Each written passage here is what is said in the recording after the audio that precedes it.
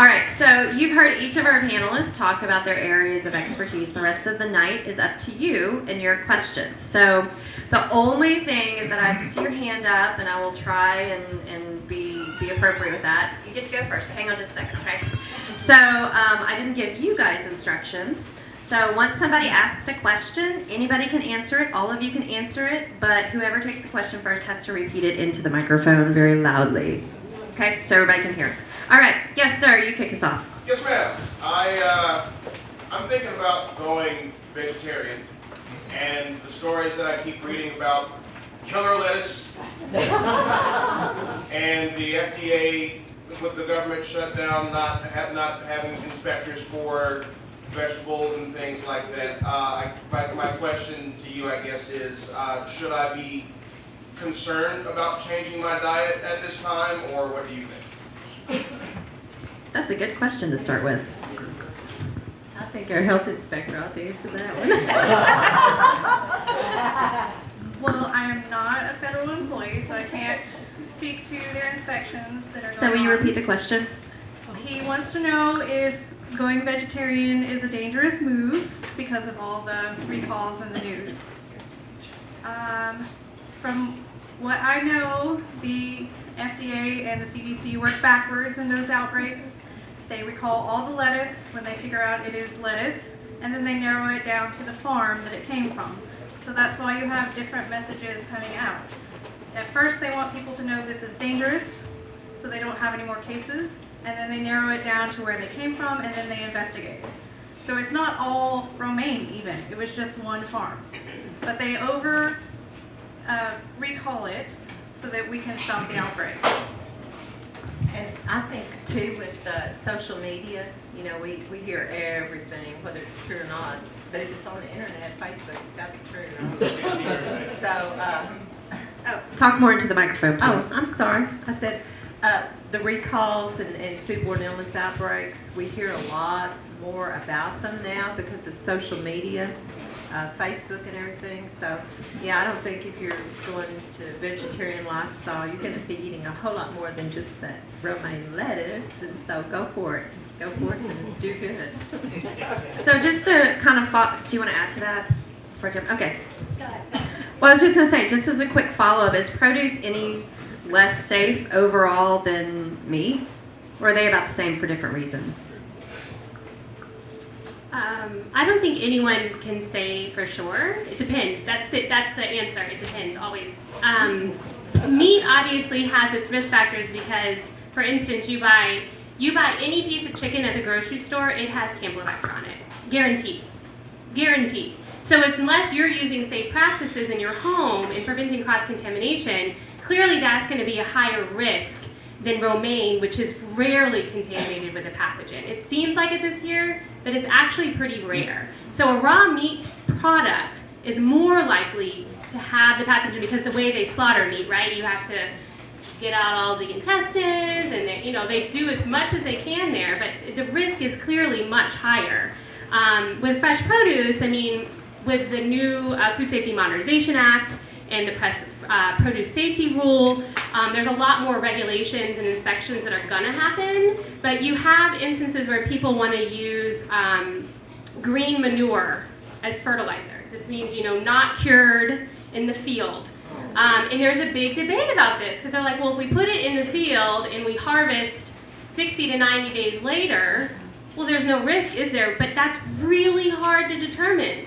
So for me, I'm like, just don't do it. Get some compost that's been cured and tested, and then But there's a big pushback in certain size farms that want to use these practices, and so they're demanding, and I think the FDA is demanding that they prove it. Prove it that it's safe, and it is consistently going to give you the same low-risk product, and we may approve it. But you have to have the records and the evidence to back it up. So I would say, it depends, but clearly raw meat products and the way you prepare them are going to put you at a higher risk than a fresh produce product. Yes? I've heard that it was not safe. We always washed raw chicken before we cooked it. And then I was told you shouldn't wash it because it just spreads the bacteria all over the sink. Is that true? So she said there's this new advice now that you shouldn't wash your chicken. Who grew up washing their chicken? I did. I saw my mom do it all the time because it's slimy and gross on the outside. Like, who wants that? But yeah, that's very true. So a group out of Drexel University in Philadelphia did a study, and they have a whole campaign. Look it up. Don't wash your chicken. They have a video. They have a little, comic book thing, and it tells you exactly why. And you are exactly right. It's because you wash your chicken and you're basically spreading it all over your sink. So unless you're decontaminating and disinfecting your sink after that, and then you try to wash your fresh produce in there, you're just creating a really bad situation. So yeah, don't wash your chicken. Right? Yeah. Norovirus question. We travel a fair amount, and we've always been told to take Cipro with us in case we get stomach upset while we're traveling. Travelers, whatever. Diarrhea. The question is, how much of that is bacterial and how much is norovirus? I assume the Cipro wouldn't do anything for a viral infection. So if no one heard it, him and his wife travel a lot, and they are advised to bring ciprofloxacin, I'm assuming, so Cipro antibiotic with them just in case. So most of anything you get, they call it traveler's diarrhea. It's usually an E. coli bacterium, and so the Cipro would work for that. If it was a parasite, giardias are often common when you travel into places that are maybe less developed with less developed wastewater infrastructure, and other viruses that would not be something that would be effective. But by and large, if you're getting something from like eating street food or whatever, it's probably going to be a bacteria or a virus. And so you're kind of like 50-50 shot at helping that out. So. At the bar, yes, sir. Could you talk about food trucks? Are there any particular issues relative to that? Are there things to look for? Are there regulations that are specific to them? What do we need to know about food trucks?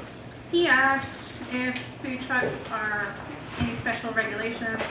We review their floor plan just like we review a restaurant, and they also get inspected based on what they serve. So a snow cone truck would get inspected less times as, say, a street corner truck that serves every day. They're basically a restaurant, so they are treated like a restaurant. We inspect those. So any specific instances, fair trucks, we go out and we look at all of the trucks at the fair and on special events. And if they're from out of state and they're coming into a special event, we also inspect those. So they have to get a temporary permit? Yes, they get a temporary permit and we inspect them. And they have to have hot water to wash their hands. Everything a restaurant would have to serve. Hot water to wash your hands, adequate equipment to cook your food or hold it hot, and any of the things that they need to do their job. Obviously, a snow cone truck would just need a freezer for their ice and places to make the snow cones. So we review it based on the type of food that they serve. I have a question I think is for Tracie, probably. I've lived a lot of places and worked in public health. And in one state that we lived in, the health department, it was a state law, but the health department posted at the front door, right next to the front door, the score for the latest inspection. Has there ever been any discussion of doing that here? No, Will you repeat the question? oh, I'm sorry. She asked, she's been in other states and they have to post the score for their inspection on the door, and that is not something that we do in Arkansas, and that is something, all of our rules are through the legislature, so that's a discussion. But we do have a website. It is public record, so you can look at every inspection for every restaurant. And it's available on our website, but we don't require them to post anything but their permit to operate. Yeah, okay. So just to kind of follow up with that, every 5 to 7 years, usually about 7, the FDA issues a model food code. And it's this book of scientifically based recommendations about food safety. Folks, smarter than me, come together and do this. And then that food code is sent to each state Department of Health. And then within the State Department writes the rules and regulations that are required within the state. So things can change from state to state. Yeah. Y'all have talked about food being served safely. And I want to know if anybody wants to comment on food, kind of upstream food safety, about farming practices and clean water and pesticides, and any comments on that kind of food safety issues? So I can start if you guys want to jump in, but a lot of the work that I do in my question. Sorry. Woo, this is going to be tough. So the lady asked, can we comment on upstream kind of the production of food and the food safety aspects of that? So there are a lot of things that are done both in the fresh produce industry as well as the poultry and meat industry, and so that's kind of a lot to talk about. But my lab, particularly my research group, is focusing on fresh produce safety and practices that are going on during production in fresh produce. And so there are specific risk factors that have been identified, and I'm going to talk about microbiologicals, but pesticides are regulated by the EPA, and they usually have a good grip on those and what can be used and levels that are allowed, especially for when we export food. So a lot of times the EU or Russia or something have standards for pesticides, and so that's a whole other thing. But with fresh produce, there's certain areas of risk that have been identified, and that's what the produce safety rule is trying to address. And so those areas are worker hygiene and training. And so now there is an actual requirement to train workers in proper hygiene, going from the clothing that they wear to being able to wash their hands in the field and have access to bathrooms in the field if necessary. This used to not be required. And so there are many anecdotal stories about, the people who work in the fields get paid based on what they pick. They don't get paid by the hour. So you got to pick as fast as you can, and going, half a mile to the restroom isn't probably top priority, and so they will take care of business when they need to. No fault of their own, that's just what happens. So you have worker hygiene, that's one that is required now to have all these facilities within a certain distance during harvesting times as well as high-risk times during production. And then you also have, they have to have a plan for managing wildlife. So deer. There have been several outbreaks related to fresh produce. One most recent was strawberries in Oregon that were contaminated with sugar toxin producing E. coli, and it was because of deer droppings in the field. Deer love strawberries, and containing them and getting them out of a field can be quite difficult, but the people who grow these crops have to have a plan in place and show that it's actually effective. So wildlife, also domestic animals, so dogs and other things that can be in the field. So they have to have plans for that. The other thing are biological soil amendments, a very fancy way of saying, using compost, poop, other things to help fertilize your soil. So like I mentioned, there's regulations on, when you do put green manure, it has to sit for 120 days prior to planting or prior to any edible portion of the crop being exposed. And so they think at that point, any pathogens that would have been there are now at such a low level that it won't be a risk. Agricultural water, so pre-harvest water during production. Most fresh produce production systems are going to use what they call drip irrigation, so it's going to the roots. Really, really low risk for contaminating edible portions of the product, especially when we're talking about leafy greens or tomatoes or peppers. They're almost all using drip irrigation. The only time they use overhead is at the very beginning when they do the seeding. That's about it. And then post-harvest wash water is one of the points that actually is the biggest controversy right now, because and I don't mean to generalize, but as consumers don't really like to go to the store and see dirt and stuff on your fresh produce. So they have to wash it off somehow. And so, but there's also a push to use different sanitizers. And wash water has been pointed to as a potential area where you're washing off fresh produce and dirt, where some microorganisms may be present, and then you're recirculating that and just basically putting them in a bath of potential contaminants. But they're doing all they can to manage that as well. So those are the primary areas in fresh produce production that are being looked at for food safety measures and preventive controls. Also I'm trying to think of the word, the packing houses, surfaces, cleaning surfaces appropriately. And these can be anywhere from a shed with a table to an actual warehouse type facility. And so the FDA, with their guidance, is trying to kind of capture all of these variations in the rule. And bottom line is, if you fall under the requirement to be regulated, you better be sure you have a plan, a method that is proven, and if something happens, corrective actions to fix it, and you have to keep all of those records. And so that's what's going to be coming down the line with inspections, which, who knows what's going to happen with that, right? Government shutdown. So that's what's going on with fresh produce I can speak to. And if you have more specific questions about that, please let me know. I can go into more detail. So. Linda. I just want to remind Tracy, you want to mention the handouts that you brought? Oh. Yes, I did bring some handouts, and they're how to handle food in a power outage. What to keep, what to throw away, what the important temperatures are. Some of them are for restaurants, but they're also good guidelines for you. And it'll tell you some good information on what to do in an emergency situation. Yes, sir. I have a question for everybody in the room.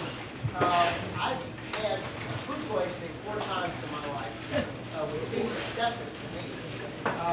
And all 4 times, incidentally, were from chicken that I had in the restaurant. I'd like to see a show of hands. Now, how many people in the room here have ever had food poisoning? Okay, is that pretty much an average? It looks like it's maybe 15% or even more. So I think a lot of times. Repeat some of the questions. Oh, sorry. Well, he was asking about who has had food poisoning. I could raise my hand, but I actually don't know for sure, right? Because I've definitely had norovirus about 3 times in my life, and it was awful. But I don't know if it was from food. I actually really don't know that. Or it could have been salmonella. I'm not sure. But I could point to the last thing I ate and say, maybe it was that. Incubation period 12 hours, like do some math in my head. But then I also look around and I go, was anyone else sick who ate that in my family? And so that's why I hesitate to say food poisoning, because I actually don't know. And a lot of times you don't know for sure. You just link it to the last thing you ate. And with norovirus, you are expected, the average person, to have it 5 times in your life. No long-term immunity. 5 times in your life, you'll probably have it. So, you guys can. Honestly, to be considered a foodborne illness outbreak, it's a process. It's not just someone complaining about the food. Occasionally at a restaurant, we'll have a guest that just wants to complain. They want some freebies. They want their money back. I could say another word, but I won't. So to be considered a foodborne illness outbreak, it's 2 or more people who have the same symptoms after eating the same food. The second step is the health department comes in to inspect. They're going to come into the restaurant, ask all kinds of questions. If the food is still in the restaurant, they're going to take samples from that. And then the third part is laboratory analysis. So the sick people go to the doctor, to the clinic, and they have stool samples taken, and it proves that they have salmonella or E. coli or whatever. Or the food is sampled if it's still in the restaurant. So it is a process to be considered a foodborne illness. And every year there's like, about 500,000 people get sick from reported foodborne illness cases, which is phenomenal because, like you were saying, sometimes I think we have the norovirus, but we just, don't go to the doctor and have it. Yeah. So the estimate is right at like 45-ish, 48 million people per year get a foodborne illness. Norovirus causes 5.5 million of those estimated. But that's an estimate. This is all based on, what they call multipliers. So people who's actually gone to the doctor when you had food poisoning or an enteric bug? All right, see, so we have 1 or 2 out of, the 20 or 30 people who raise their hand. So you are not counted. You never get identified if you don't go to the doctor and have your sample tested. And so what they do is they have these multipliers. They're called underreporting multipliers. And so for some organisms, it's very low because the symptoms are so severe, you will go to the doctor. For others, like salmonella and norovirus, you're talking, for every one case, you have 28 to 30 who are not reported, and they multiply that. And that's how they get to these estimates, along with some other factors. But really, there's these underreporting factors that come into play when we talk about estimated illnesses. And you probably know the hepatitis A virus that we worry about, it can take up to 6 weeks before your symptoms show up. So talking about, what food did I eat where? Did it come from a restaurant? Did it come from home? That can be very challenging for the health department to determine. And I want to clarify a little bit on that. We do inspections every time there is a complaint. When someone calls my office, they say they got sick, and I do treat it as important, but I go out and I do a general inspection.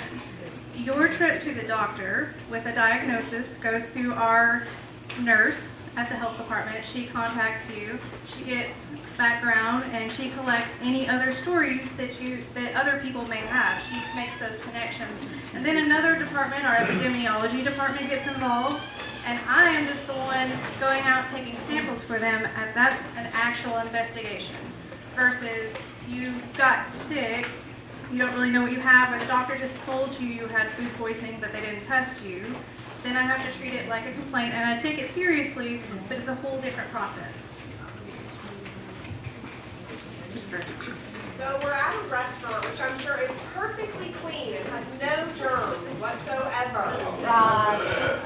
But I've read that in order, the dirtiest thing I just sat down at is a pepper shaker, a salt shaker, and a menu. And that basically it's not enough to just wash your hands before and after, really, if you're paranoid and you really want to. So what does the research show about, and why would pepper be one of the dirtiest things? I have a story about that. Bacteria. I do have a story about that. Okay. This is from my personal life. Repeat the question. She asked why pepper would carry bacteria. The dirtiest things supposedly in a restaurant are the menus and the pepper and things. I was at a restaurant with a friend who had a child who licked the salt shaker and put it down. We were kind enough to tell the waitress about that, but I am pretty sure that other people do not pay that close attention. So. Yeah, I mean, that's pretty much it. Like, you guys, who used the salt tonight? So, and I have worked in a restaurant, and I don't think we ever actually sanitized a salt shaker or pepper shaker. I'm pretty sure we wiped it down, but there was no sanitizing. But I mean, that's just, why? Why would you think to do that? And there's been several peer-reviewed publications on menu contamination. Paper versus laminated versus whatever, but clearly it's a high-touch area, right? And so you may have really good hand hygiene, but the person before you may not have. And so that's just really being conscientious of let's not touch our mouth and our face a lot. Lots to remember. But if you're really paranoid, just stay home. Don't go out. But the thing is, like, we are not sick all the time, and that's what you have to remember, right? We're not sick all the time. We welcome all personality types here. Yes, sir. You mentioned, I think it was grain manure or grain fertilizer. What is that? Green manure? Yes. So we asked what is green manure. Basically, it's just, the cow pooped and then you take it and use it. Fresh. Droppings. Warm. Yeah. Steaming pile of. Okay, that's good descriptions. Yes, ma'am. This is something related to house cooking. I just wanted to find out what is the best way when you cook some food, lots of different kinds of food on a Sunday to store it for the weekday to eat. What temperature do you put it inside? I'm always confused because I read different things, different temperature, whether it's supposed to whether to come back to lukewarm temperature, or it should be hot to put it inside the refrigerator. Well, your refrigerator at home it has to keep up with that hot food. So if you put something really, really warm in there, it's going to heat up your refrigerator and everything else in there. It will eventually bring it back down, but it's going to struggle a little bit. So letting it at least, not burn your hands off. You shouldn't need a hot mitt to put it in to your refrigerator. So basically, we have a time period that you let it cool down to, and the easiest way to remember is you want it to 41 in 4 hours, no more than 4 hours. The easiest way. So that can be a combination of cooling off on the stove and in the refrigerator. You don't want to leave it for 4 hours, because then by the time you put it in the refrigerator, it's not going to be at 41 degrees. So you definitely want to leave it to cool down or break it into smaller portions. Maybe you already portion it up into meals for the week. That will separate it out and it'll cool quicker.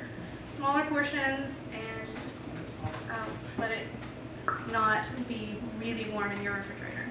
My concern is it safer for the for the food to cool down outside in the microbial activity or germs multiply at the outside temperature? That's what I'm more concerned about, the food.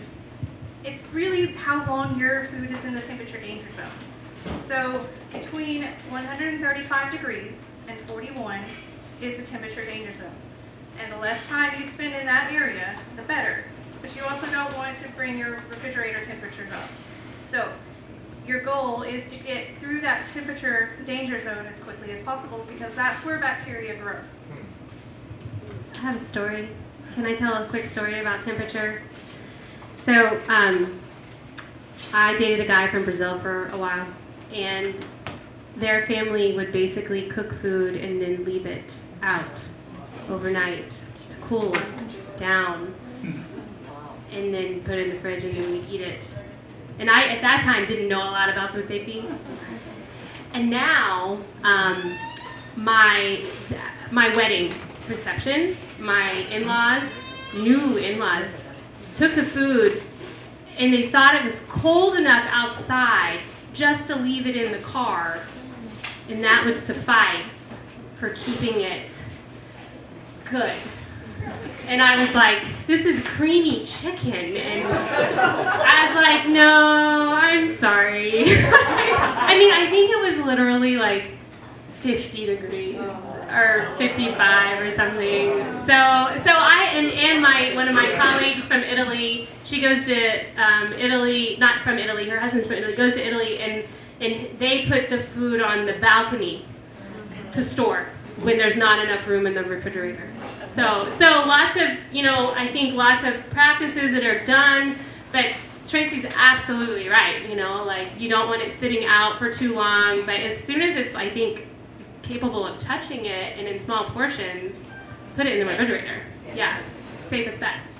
So just to kind of follow up on that with the very extreme end of things. So I was trained as a microbiologist, got my PhD in microbiology.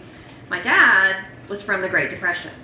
So a lot of those practices, they're like at opposite ends of the spectrum. So for example, my mom would make stew. It would sit on the stovetop and we'd warm it up again every night. It never saw the refrigerator. Or you get bread that gets mold on it or cheese that gets mold on it. You just chop off the part that you can see. I'm guessing from our discussion those are not appropriate practices. The cheese may be okay, but... Gunnar. Now I'm in the restaurant and I touch the mantle, I'm all frantic and I eat that burger and I don't know if it's clean. Can I reduce my risk by taking a little snaps, little high How can alcohol help you protect yourself from questionable food? I don't know. I don't know if there's been studies on that. I think too much obviously is going to impact your total body immune function to fight that infection. But you know, taking a shot of 151 right after your raw burger, I don't know. I can name many cultures where little snuff is tradition. Yeah, oh, that's very true, and maybe there's something to that. I don't know. Cultural. Yes. I'd like to go back to restaurant sanitation. When we eat out, I will frequently see someone clearing a table, and it looks to me like they just take a dirty rag out of their pocket and wipe off the table. I hope they're doing more than that, but can you address how clean is a restaurant table? Well, hopefully they're doing more than just wiping it off. You may occasionally see at a restaurant, we have little green buckets that have the detergent and hot water in them to wash the table, and then we have little red buckets that have the sanitizer solution, and that's what we use to sanitize. And you may not see it while, you know, there's guests here, but yeah, every table should have been washed and sanitized before the next round comes in. They were, I promise you, they were. That's part of our clothing routine every night we do. We did a study in my lab looking at just this, implements or different types of cleaning towels. And we wanted to see, one, how effectively they remove things, but also if you did remove something and they didn't, you know, put it back into a sanitizer, would it just go to the next table? And so we looked at these terry cloth towels that you're talking about. We looked at microfiber. We looked at, it was kind of like a cellulose sponge, but like a thin, you know, sponge type cloth. And the terry towel was the worst. Worst as far as getting off and recontaminating stuff. But it wasn't bad. I mean, you're talking about getting off, you know, thousands per square, you know, centimeter, and your table certainly isn't contaminated like that. But as far as comparing them, the other ones with just water, you know, this isn't a sanitizer, just a wet cloth, the terry towel did not perform as well as these other types of cleaning cloths.